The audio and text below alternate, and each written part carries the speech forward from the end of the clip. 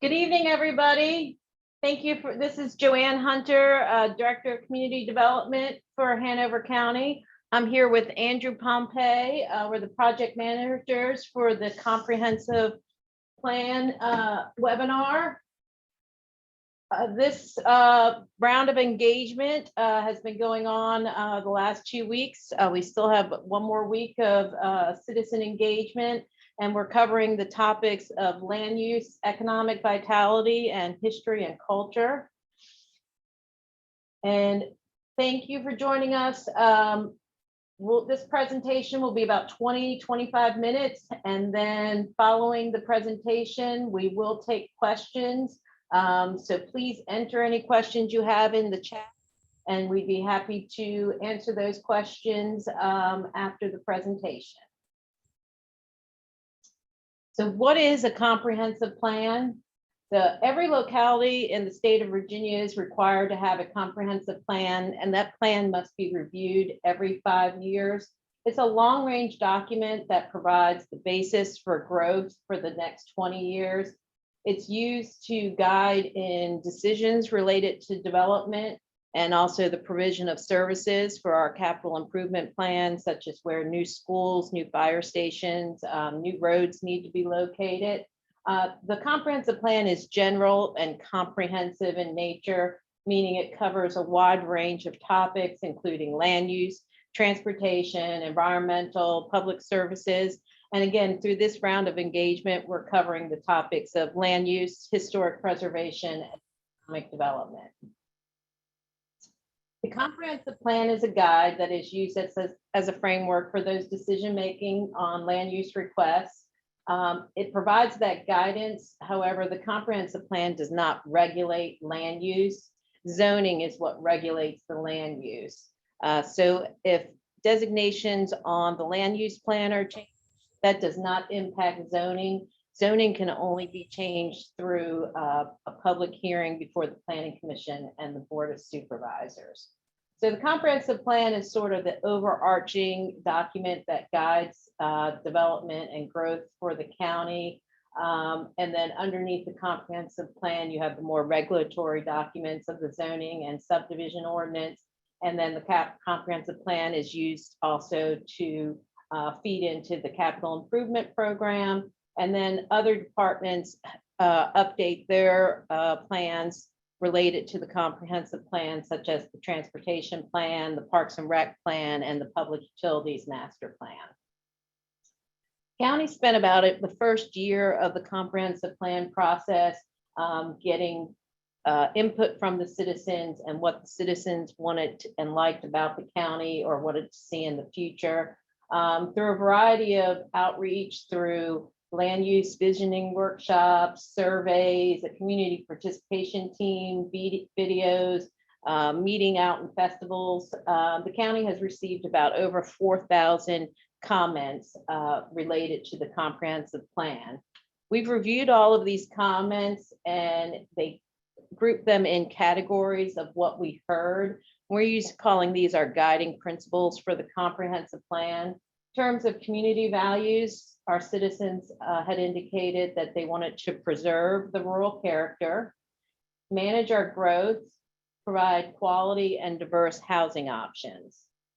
Themes related to community infrastructure and services include maintaining and enhancing the transportation network, including walking and biking, maintaining our good schools, providing more parks in the county, and expanding broadband access.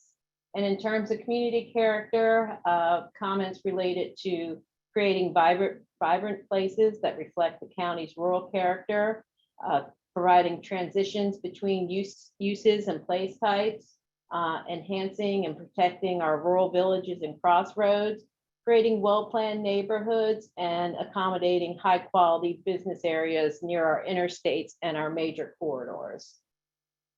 So we have taken these guiding principles and used them to develop staff recommendations in the 3 focus areas that we're going to review tonight.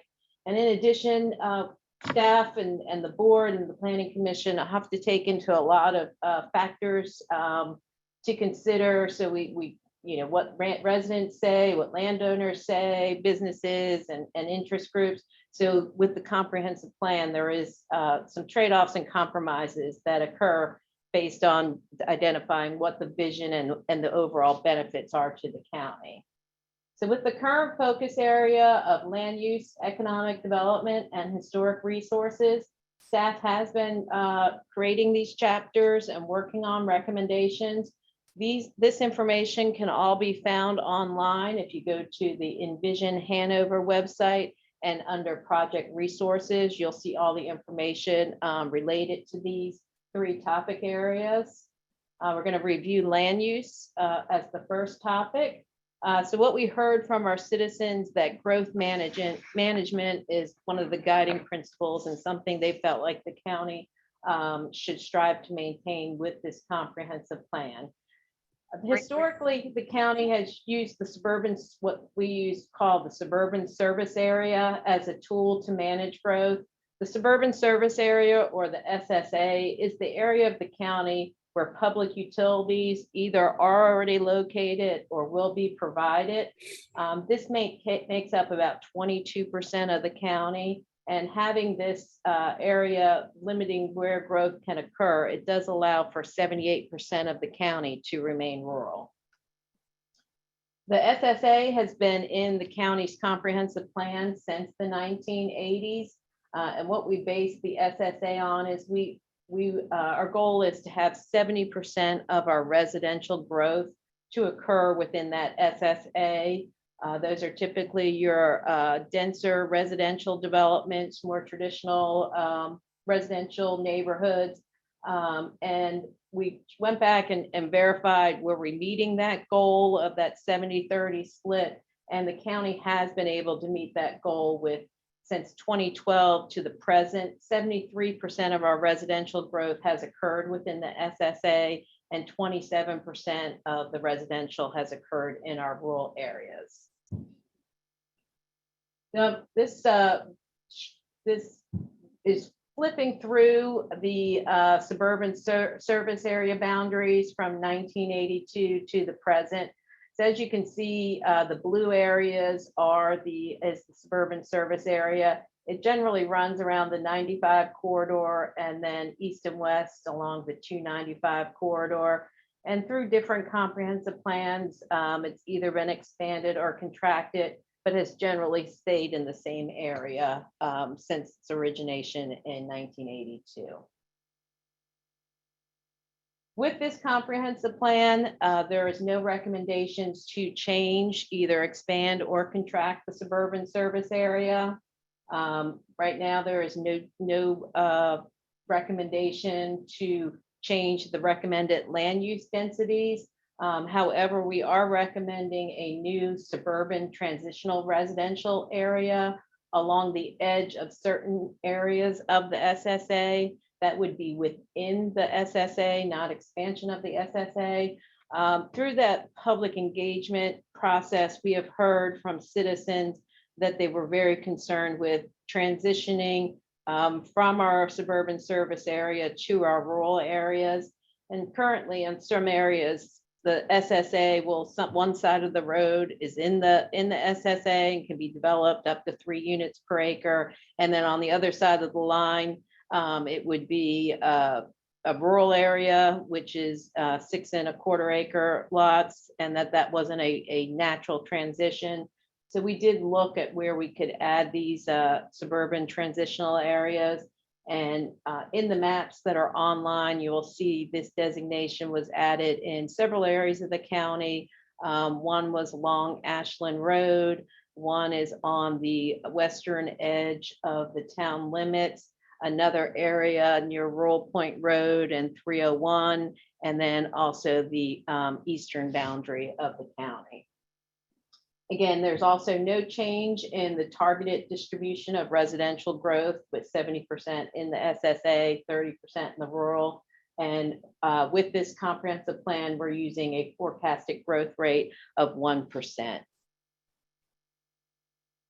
So as we were looking at changes to the general land use plan, what tools that we used was feedback that we had received from our land use visioning workshops, working with our staff experts here at the county regarding infrastructure, capacity, and economic development, lessons learned from recent zoning cases, and then using mapping that showed existing zoning, existing land use, vacant parcels, and historic resources.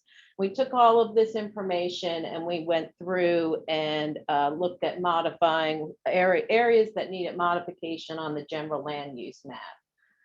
Several of the changes are not just color changes, but they're name changes to the existing designations to make them more intuitive.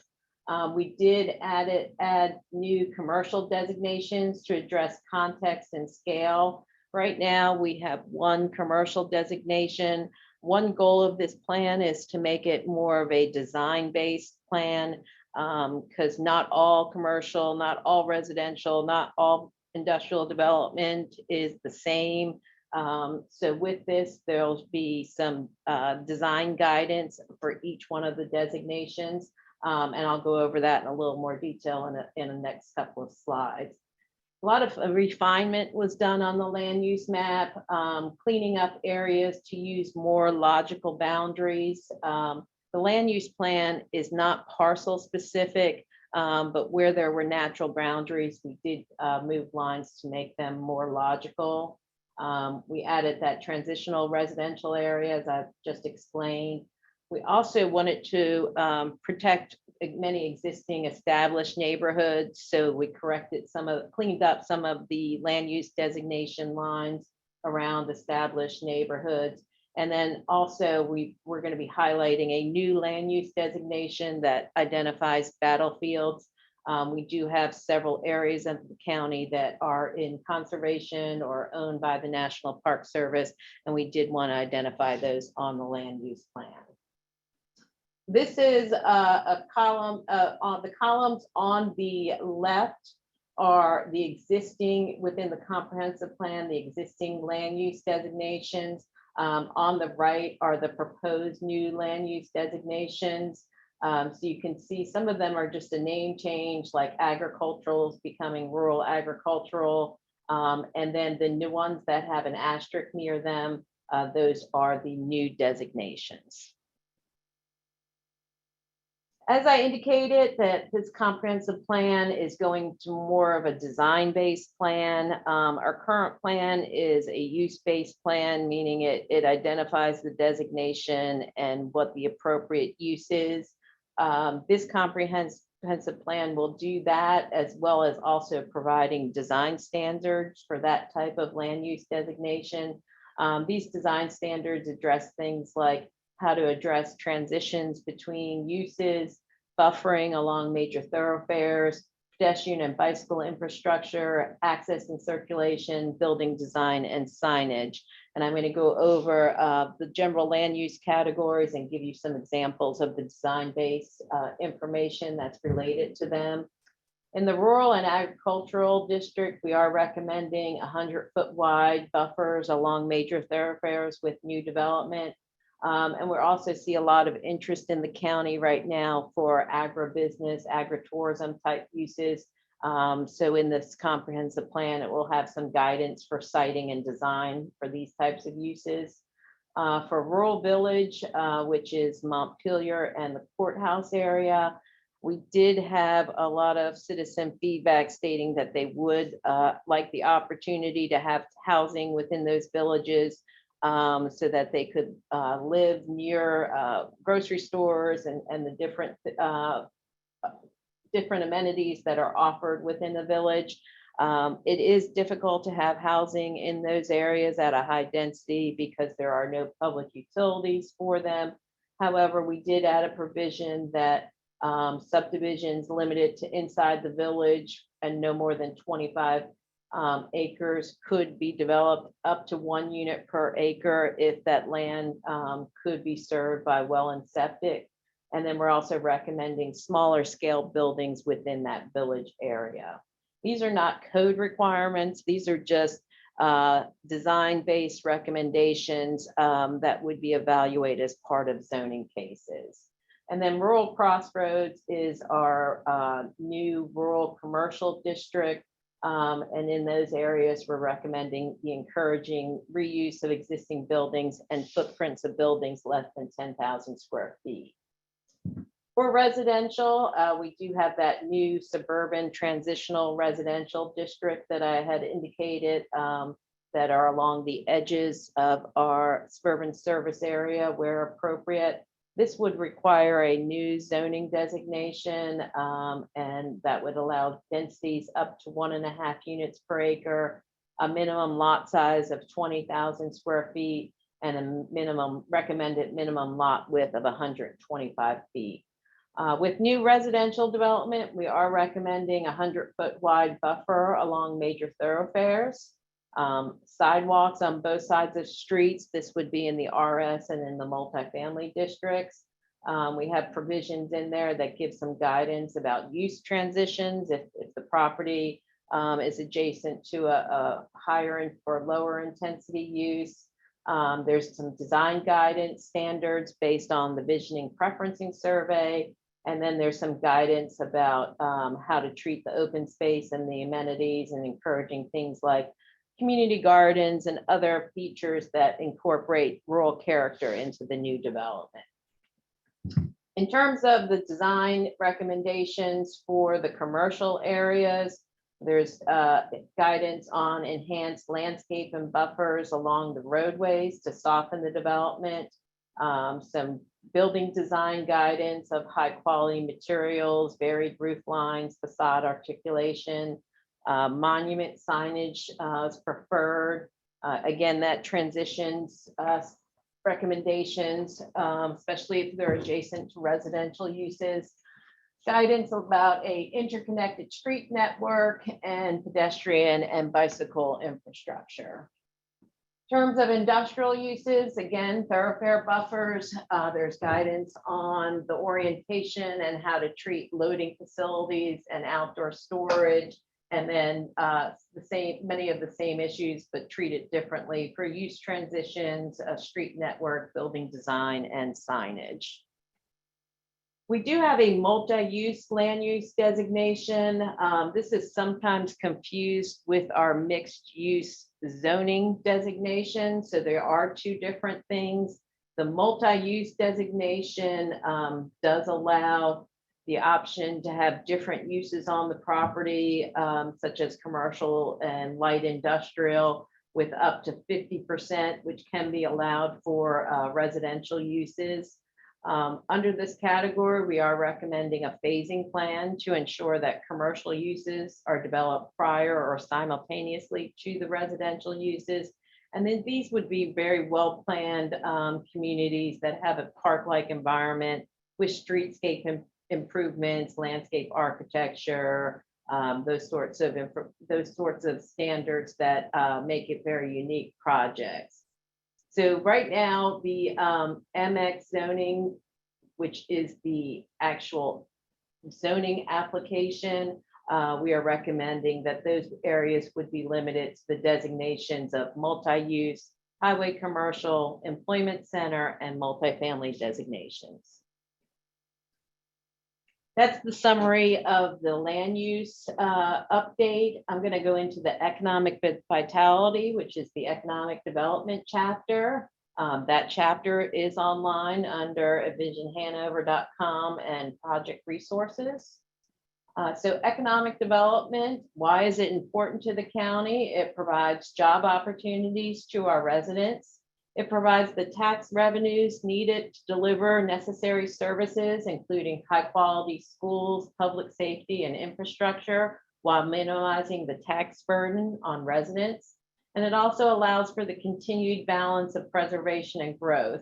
As commercial and industrial development is directed to appropriate areas within the SSA, it does allow us to allow 78% of the county to remain rural. The goal of the economic vitality chapter is Hanover County places priority on the growth and resiliency of our economy which contributes to the vitality and well-being of our community. Through economic development activities, the county supports entrepreneurship and the growth of existing businesses while working to attract new investments to appropriate areas. And the key word there is to the appropriate areas. So some of the objectives that are identified in the economic vitality chapter are to pursue policies and infrastructure investments with EDZ zones. I'm going to talk about EDZ zones in a little more detail on the next slide. Support business attraction and retention efforts, promote tourism, support agribusiness, increase the availability of broadband, and to support workforce development. So that in the comprehensive plan, the existing comprehensive plan, there are what is called economic development zones. And these are areas within the SSA where economic development projects are encouraged to be directed to. In the current plan, there's not a whole lot of guidance, and they are just large areas on the map. What we are proposing with this comprehensive plan is to have 3 different types of economic development zones, because they are all a little bit different. And then there's specific strategies related to that type of economic development zone. So the 3 types, one is the established employment hubs. And those are areas that are already identified as EDZs, but are already built out. So areas like the Hanover Air Park and the Lewistown Road corridor. And then we have a second type of EDZ, which is an emerging employment hub. This is an area that's appropriate for in the SSA, that's appropriate for new economic development, but it has not been built out yet. So this is areas like the Mountain Road corridor at the Henrico County boundary, the Creighton Road corridor, the Pole Green Road corridor, and the Old Bridge area north of the town. Many of these areas do not have infrastructure that currently serves them, and that's one of the strategies of that particular EDZ. And then we've also identified renewal areas. These are areas of the county that were developed commercially or industrially many years ago with different development standards, such as Route 30 in Doswell and Route 1 south of the town and Old Mechanicsville Village. And some of the strategies related to those EDZs are things like looking at facade improvement grants and things like that to improve those areas. For the history and culture section, which is the historic and preservation chapter, the goal of that chapter is Hanover County is a community that preserves the physical links to its past and shares the stories of its people, enhancing the understanding of its multifaceted history. So the overarching concepts that can be found within this chapter is providing design guidance for all historic districts, providing specific guidance for our 3 National Register historic districts. We have 3 in the county, Hanover County Courthouse and Montpelier. And then just recently, the Brown Grove Rural Historic District has just been recognized for national recognition just a few months ago. We also provided strategies in there for development sites for when historic structures and archaeological sites, historic cemeteries, or battlefield features are found on the site, and how to protect them while the site is being developed. Some of the objectives from that chapter include raise awareness of the people and places of Hanover County's past, to identify and protect culturally, historically, and/or architecturally significant sites, and provide owners and stewards of these historic and cultural sites with resources to help them preserve and maintain these sites. So that's a summary of the 3 land use chapters. This is what we've been working on. This is our first round of public engagement on these 3 chapters. There's still opportunities this week for further engagement. We have a meeting this Thursday at Berea Baptist Church starting at 6 p.m. And then we also have 2 stop and chats this week. One is tomorrow at the Ashland Library from 11 to 12:30, and Thursday, February 9th at the Rockville Library from 3:30 to 5. This is not at the stop and chats. It's not a full presentation. It's just we're available for you to come in and look at maps, and we'd be happy to answer any questions that you may have. So the next steps in the comprehensive plan, as I said, these are the 3 chapters we're working on right now. We're in the public engagement section of this one. The next chapters that we'll start working on are healthy neighborhoods. That's dealing with active living, sidewalks, and bikeways. We'll have the housing chapter, and then we're also working on a new chapter dealing with rural strategies. We will be taking that information and having additional public engagement in April, covering those 3 chapters, as well as any updates from the land use, economic development, and historic resources, updating what we heard through our public engagement on that. When that is complete, April through June, we will be working on the chapters of community facilities, public utilities, environment and resiliency, and transportation.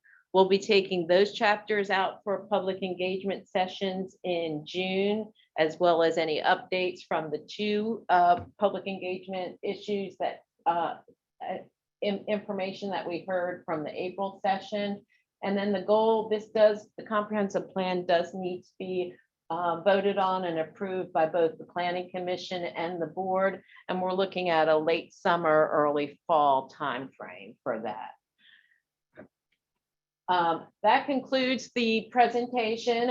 As I indicated, all of the information, maps, all of the changes that were recommended to the land use maps are online. They are broken down by magisterial district. There is a spreadsheet that identifies what the changes are. It correlates to numbers on the map. They are all based on a letter of the magisterial district. So the Ashland would be A1 through however many changes there are in the Ashland district, A6 or A7. Beaver Dam is B1 through B10 or however many numbers there are.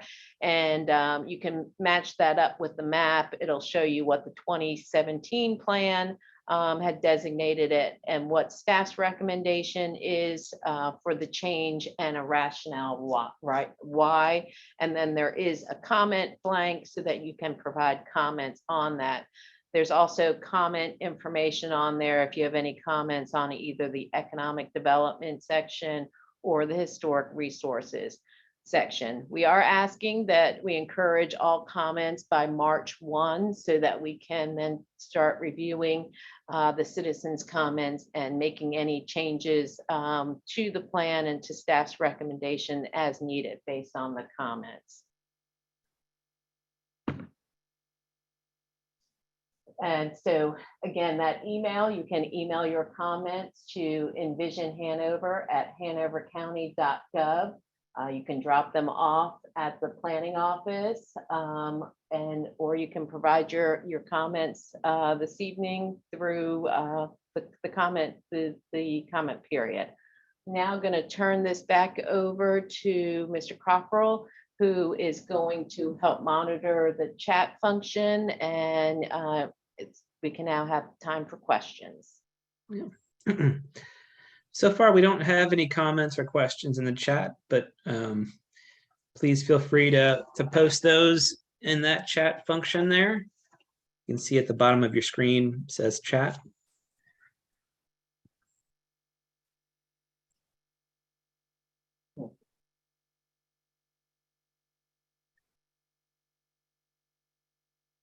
We also posted a link to the website in the chat there. You can click on that link and access all these great materials.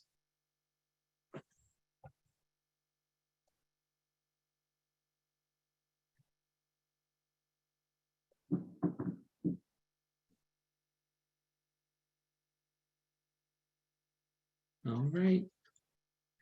It looks like we don't have any comments in the chat, so I'll send it back to staff. All right, well, thank you for joining us on this webinar. Again, there's additional opportunities for 2 stop and chats this week and 1 full meeting, which would be a presentation and all the boards. Feel free to reach out to myself, Joanne Hunter, or Andrew Pompey with any questions. And we're happy to respond to any questions you may have. And thank you for participating and in this public engagement opportunity. And we'll have this meeting recording posted on the Envision Hanover website sometime in the next few days. Thank you so much for joining us.